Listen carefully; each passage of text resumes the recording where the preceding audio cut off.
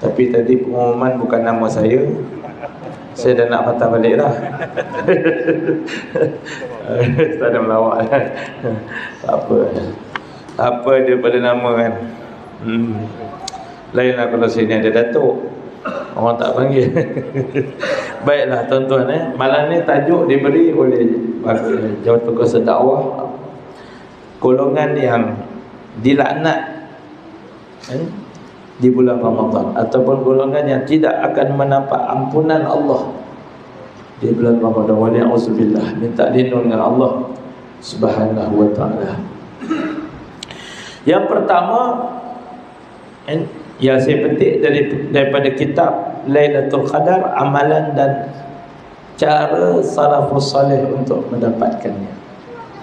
Okey. Yang pertama, orang yang dilaknat oleh Allah Ta'ala dan tak akan dapat ampunan di bulan Ramadan, yang Nabi SAW sebut waktu Nabi naik mimbar, Nabi mendoakan, Jibril mendoakan dan Nabi kata amin, amin, amin.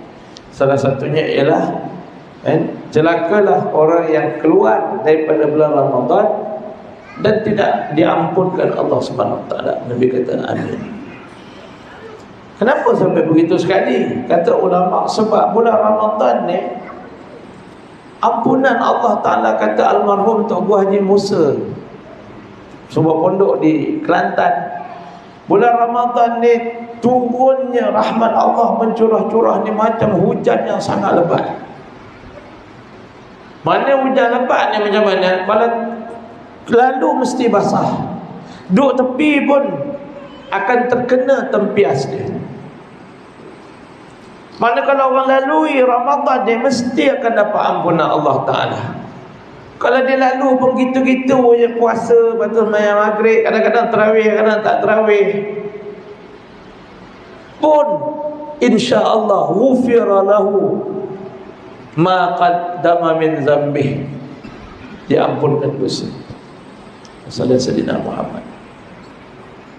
Tapi kalau sampai tak diampunkan Allah, maknanya dia memang lari daripada hujan tadi. Tuan-tuan, dalam sebuah hadis riwayat Imam Ahmad, malam Al-Qadar itu, kalau berlakunya malam Al-Qadar, jumlah malaikat yang turun ke bumi ni, kata Nabi SAW, lebih banyak daripada batu-batu yang ada di atas muka bumi. Subhanallah.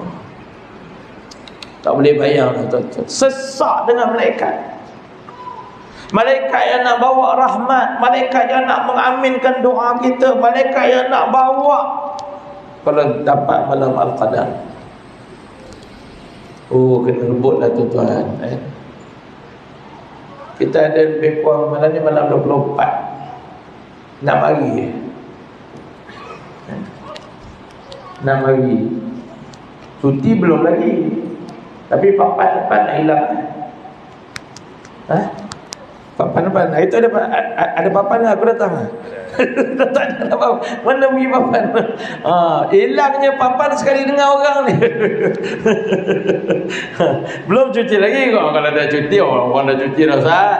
Orang nak balik kampung. Mana ada orang balik kampung lagi? Mohon. Kan? Subhanallah. Saya nasihat diri saya, diri kita semua.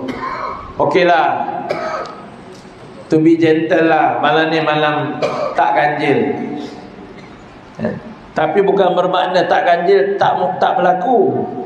So kita buat juga tarawih, balik kayak gitu tersambung. Nak buat bagi 20 ke malam kayak gitu, bangun pukul 4.30, pukul 5. Tapi malam ganjil tuan-tuan jangan miss tuan-tuan. Malam ganjil jangan buat main-main. Malam ganjil jangan buang masa. Sebab malam ganjil ni memang favorite, bertepatan dengan hadis Nabi SAW. Saya hari tu saya datang tajuk lain kan. Kalau saya bagi tips 10 malam jangan tinggal. Daripada 10 malam ni, malam ganjil 5 malam bagi perhatian. 5 malam bagi perhatian. Daripada 5 malam, ada 2 malam tuan-tuan kena bagi perhatian. Malam 23 malam tadilah dengan malam 27. Daripada 23 dengan 27, tuan-tuan kena bagi lebih perhatian pada malam 27. Semalam saya ceramah kat mana? Semalam dekat Kajang, dekat ni, dekat masjid viral tu, masjid azan 4 minit awal. Asia ni umur 70 lebih lah tuan-tuan, pakcik tu. Saya secara peribadi lah tuan-tuan, cuma kelebihan pakcik umur 70 ni, dia tak tengok TikTok lah. Dia tak tengok TikTok, dia tak, saya boleh confirm lah, TikTok tak ada, Instagram tak ada. Paling terror pun mungkin dia ada FB lah. PFB pun tak tahulah. Kalau ayah saya buh macam mana, dia tak buka. Buh dah Ustaz Syamsuri tak buka kan. Umur 70 lebih. So mungkin kurang sikit lah dia punya stres. Tapi kalau tuan-tuan boleh bayang, wartawan berebut sebab kebetulan surau saya pergi malam tadi, salah seorang AJK dia surau tu. Bahkan yang Tuan Haji Asri pengurusi itu pun orang surau yang saya pergi malam tadi. Jadi nak kata tuan-tuan, semua orang boleh buat silap, tapi sampai wartawan pergi berebut nak pergi jumpa pakcik tu, apa jadah, apa beda. Nak pergi cari pakcik umur 70 tapi Jaiz bagus, Jaiz tak bagi. So tak ada apa-apa statement. Betul lah. Keluar statement kayak gini macam-macam cakap lah kan. Keluar isu jam pula kan, jam-jam ni semua kan tak boleh pakai pula ni kan. Macam-macam panjang cerita. Jadi Jaiz bagus kan. Habis tu. Jadi semalam Allah SWT, lepas habis kuliah tu, ada orang jumpa saya, Ustaz boleh tak kalau kata saya pada malam-malam ganjil tu saya tak tidur? Saya kata boleh. Boleh, tak ada masalah. Cuma fadilat nak dapat tahajud itu tadi afdal. Tapi kalau memang kita nak grab 10 malam terakhir tu, ada orang cuti, memang siang tu dia rehat dan dia lebihkan rehat di siang hari, malam dia baca Quran, ada rehat juga, pergi sambung semayang, rehat semayang, doa, munajat, baca Quran, silalah. Tak tidur pun tak apa. Ya Ustaz, terima kasih Ustaz. Saya pengalaman saya Ustaz, kalau tidur memang tak idea. Okey lah kalau macam tu. Jadi maknanya tuan-tuan, jaga malam-malam ganjil, terutama malam 27 dan malam 29 tu, last tu jangan kita. Jadi orang yang pertama yang dilaknat Allah Ta'ala, inna asyirku billah, sebagaimana firman Allah, inna auzubillahi minasyaitanir rajim, inna Allah la yaghfiru an yushraka bih wa yaghfiru ma duna dzalika liman yasha. Orang yang mensyirikkan Allah, syirikkan Allah, orang yang tak semayang, man taraka salatan muta'ammidah faqad kafara jihara. Saya masih ingat lagi almarhum Datuk Mufti Selangor, Datuk Mufti apa tu dulu, Ishak Barum. Dulu petang-petang kan ada bisi suci. Saya ingat dulu ada program bisi suci, soal jawab agama. Saya ingat saya kat Muar waktu tu, dalam darjah 1, darjah 2 macam itulah. Lepas tu bila saya dah besar ni, keluar program Anda Muskil. Dulu nama bisi suci, sekarang Anda Muskil. Kan? Dulu-dululah, sekarang dah tak berapa nak keluar TV. Orang tak bagi. Keluar ni boleh lah. Dulu-dulu selalu juga saya ada program khas tu, Anda Muskil tu, soal jawab. Dulu pagi, lepas tu dia bawa pergi petang. Konsep dia lebih kurang visi suci. Orang tanya soalan, tapi dulu pakai post dan buka surat. Okey Datuk, kita ada soalan daripada penanya, apa hukum orang yang meninggalkan sembahyang? Very simple. Soal pun dia tak lama kan, satu-satu soalan dia tak jawab panjang. Apa kata Datuk Ishak Barum? Dia baca hadis, man taraka salatan muta'ammida faqad kafara jihar. Siapa, Nabi SAW bersabda, siapa yang meninggalkan sembahyang dengan sengaja, faqad kafara jihar. Kafir tak boleh sebut non muslim yang jelas. Tuan-tuan jangan gelak tuan-tuan. Aku kena lagi kan. Wah, ni tak ada kaitan tau. Ni kebetulan memang nak baca hadis tu. Faqad kafara jihara. Maka kafir jelas Nabi kata. Siapa yang meninggalkan sembahyang dengan sengaja. Jadi simple. Dia tak ulas di sisi mazhab Syafi'i. Boleh orang tu masih lagi Islam tapi dia fasik. Dia jadi dalil orang tu tak semayang tuan-tuan. Ada setengah, oh Islam lagi aku, cuma tak semayang je. Tak semayang je. Tak, dia stop kat situ. Nabi SAW kata, siapa yang tinggal semayang dengan sengaja, kafir je lah. Soalan next, soalan kedua. Habis cerita. Ini kaedah dakwah tuan-tuan. Kadang-kadang kita panjang cerita pun nah, betul tadi juga saya silap juga kata malam ni bukan malam ganjil kan. Dia ustaz kata malam ni bukan ganjil, okey lah. Sebenarnya tak payah sebut pun. Tapi tuan-tuan pun dah tahu tak ada masalah. Cuma saya nak kata lebihkan pada malam-malam ganjil tu. Malam semua pulun malam ganjil buat. Jangan syirikkan Allah. Kerana orang yang syirikkan Allah Ta'ala, dia akan dilaknat dan dia tak akan dapat keampunan Allah Subhanahu wa Ta'ala. Yang kedua,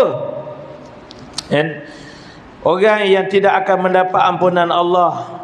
Cuma saya nak sebut pasal syirik ni tuan-tuan. Kadang-kadang Allah Sayyidina Muhammad, kita nak tanazzalul malaikatu warruh fiha bi'izni rabbihim min kulli am. Malaikat turun kata Allah, diketuai cip malaikat iaitu ruh, iaitu Jibril alaihissalam. Okey. Banyak Nabi kata macam lebih banyak daripada batu-batu di bumi. Cuma tuan-tuan, malaikat tak akan datang antaranya rumah yang ada patung. Rumah-rumah yang ada patung.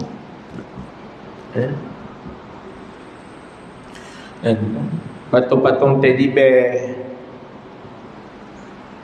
patung-patung Ultraman. Susun ni Ultraman ada nama pula tu. Kalau budak-budak tak apa.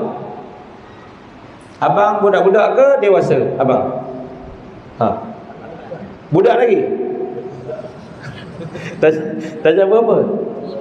Darjah budak. Dari 5 budak. Boleh kategori budak. Abang.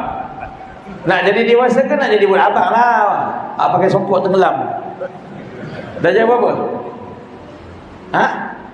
Darjah 4. Ni memang kompon budak. Kalau dia orang anak-anak budak macam ni, tak ada masalah. Ada tak patung Ultraman? Abang? Patung Ultraman ada. Patung apa dia? Boy?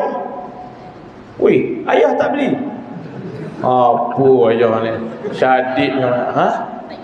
Tak beli. Dia cover ayah dia tu. Abang ada patung apa kat rumah? Ada? Ultraman ke? Boy ke? Tak ada. Orang Taman Pelangi memang tak minat. Tuan-tuan, kalau kanak-kanak dibolehkan, dibolehkan. Syekh Yusuf Qaradawi kata untuk kanak yang belum balik. Tapi kalau anak kita form 5 dah, ni kadang-kadang perempuan lah suka peluk teddy bear. Semalam saya tengok ada satu kereta tu, dalam kereta luar pink.